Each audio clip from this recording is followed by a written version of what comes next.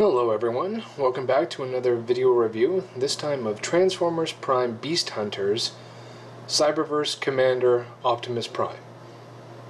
Good lord, that takes a long time to say. I mean, really, most reviews are kind of done by the time I get through that title, but not this one. Anyway, I managed to pick this one up today at a Walmart in Toronto. So they have hit Toronto, I've seen them hit as far as Windsor, so they're out in Ontario and in Quebec so far as I know. And right off the bat, he's a very, very nice figure. He's got good size, a little bit of hollowness in the back, but not much, and a really nice transformation. It's kind of interesting because I've got him here, and I'll show you in a little while, the Voyager mold, which I don't think is actually as good as this mold. Okay, so let's take a look. He has this gun that he comes with. It's a weird looking gun. It's kind of more of a spear thing, and it only fires from friction, so you push. There we go. It takes a lot to fire it, otherwise it's not really that practical. I'm not sure what it is. It might be in the show, but who knows, because we haven't seen any detail. I'm assuming this is a little gray Star Saber. It's a nice little sword. There's some nice detailing in there. He's got pegs on the bottom and a handle to hold. Okay, so Prime himself, he's got full movement in the arms, good elbow bend. Pieces on the shoulder can move up and down a little bit, so he's got a little bit of movement there. The head cannot turn side to side because of transformation, it just goes right back. His front little spikes move up and down. He's got bends at the knee, good waist joints, so you can get a few decent poses. His toes bend up and down, but more or less straightforward. Yeah, he's pretty, I guess the right word would be badass. Yeah, he's pretty cool. He's a much tougher version of Prime than we're used to seeing in the cartoon show so far. And who knows why. I mean, obviously he got trashed at the end of the last season, but we'll see why he gets like this. Anyway, transformation, let's take a look. Fairly straightforward. You take the head, put the head back, and you're done. Okay, maybe not. Here, you can move the leg out. These pieces just fold right around the front. They rotate all the way up. So you've got almost kind of a cage look. Same thing on this side, all the way up. Flip the feet up. And then you're just going to put the two pieces together. There are tabs down here and then up in the middle. So it kind of actually makes almost a cage, which will be kind of cool if it actually winds up that's kind of what it's meant to be in the show. We don't really get quite the same effect with the Voyager, but I'll show you the Voyager in a little bit and you can see what I mean. Okay, from here, so this is where the transformation is kind of cool. So you're going to move it out, it's on a slight ratchet joint, then you actually have to rotate the entire arms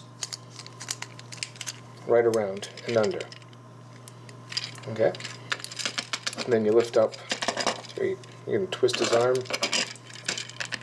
and bend it down. And there's a tab on the top of his shoulder that clips in there. So the tab clips in there, and then you're just going to push it right into place. Okay? Same thing on this side. Take this, adjust it, put it down, tab will clip in, push up, right into place. So connecting tab here,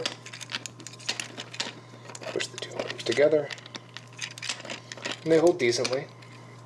I mean, it's not a hardcore clipping lock or anything, but they'll hold. And then right here, there's kind of a groove on his arm. It's almost right in the thumb area. So you adjust it. Oh, sorry, I'm backwards. The clip is right here. Okay, and it goes into a slot right here. Just like that. Okay, and that'll hold it together.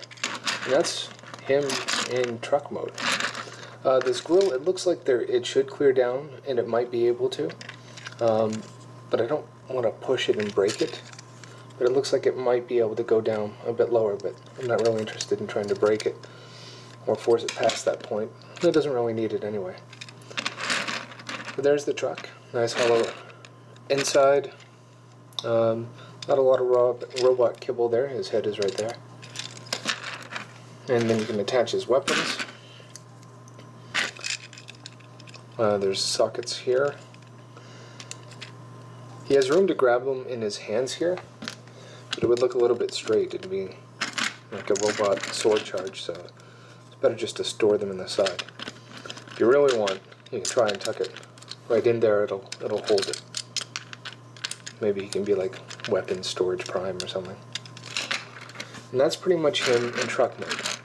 Now it's a nice transformation, satisfying. And I do like this back carriage part. I like the fact that it's nice and open and you can hold stuff. Now here is the Voyager. So you've got the Voyager, and the Voyager, I don't know, it feels a little bit cheaper than most Voyagers. I mean, the weapons, for one, are just huge on this thing.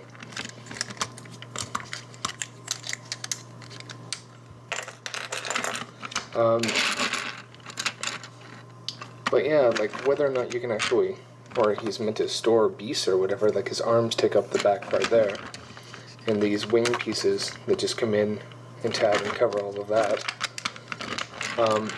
But this one looks like it's a little bit more purposeful. And not only that, look at the paint apps. I mean, we've got silver wheels here, silver smokestacks, and like chrome silver, red, black windows, and on this one it's a lot of flat plastic. So I'm not really sure what they were going for, what effect they were going for. Okay, so I'm going to take a moment, transform him right back, and I'm going to transform the Voyager Prime as well so I can show you a quick comparison. So just give me 1 second, be right back. Okay, we're back. Now here they are both in robot mode, and you can see there are a few similarities that we have going on here. Both are just incredibly bulky. They've got similar sort of really angry head sculpts. Their forearms are by and large similar, so you've got the silver detailing, but their legs are quite a bit different. And so are the shoulder joints. I mean, this is a little bit more spiky prime armor, and then you've got the wheels up here. And of course, the Voyager has these weird sort of jet wings, which you can fold in if you don't like them. Come on, there we go. So you can fold those in to get them out of the way if you don't like them, so that he looks a little bit more straightforward in robot mode. But which one is more show accurate? At this point, I don't know. Nobody knows. They haven't released images of what Prime looks like yet. But there are differences, so until we know any better, it's kind of your preference. I will say that I do feel that the Cyberverse feels more sturdy. This one does feel cheap. I mean, you can almost hear the hollowness of it. So, just something to be aware of. If you collect Cyberverse, he's great, but if one of these is more accurate to the show, I can't tell you. Here he is, quick comparison with the other Cyberverse Prime. So you can see this one is definitely thicker, bulkier, and the clean lines from the Prime figures are kind of gone as well. I mean, I've got you can see once again here just the first edition Prime. You know, you've got all of the lines that you have here, and here it's just straight up like ripped armor. It's like Prime on steroids. Which maybe he is, I don't know. If Lance Armstrong can be guilty of it, why not Prime? Another comparison, here he is with Smokescreen. So you've got some things that are roughly in the same size class. But overall, yeah, I really like it. He's sturdy, compact. Mine has nice tight joints. Got great posability, and definitely worth checking out, picking up when he comes to your area. So thanks for watching, and this has been the review for the Transformers Prime Beast Hunters Cyberverse Commander Optimus Prime. Half of you probably fell asleep while I was saying that. Thanks for watching.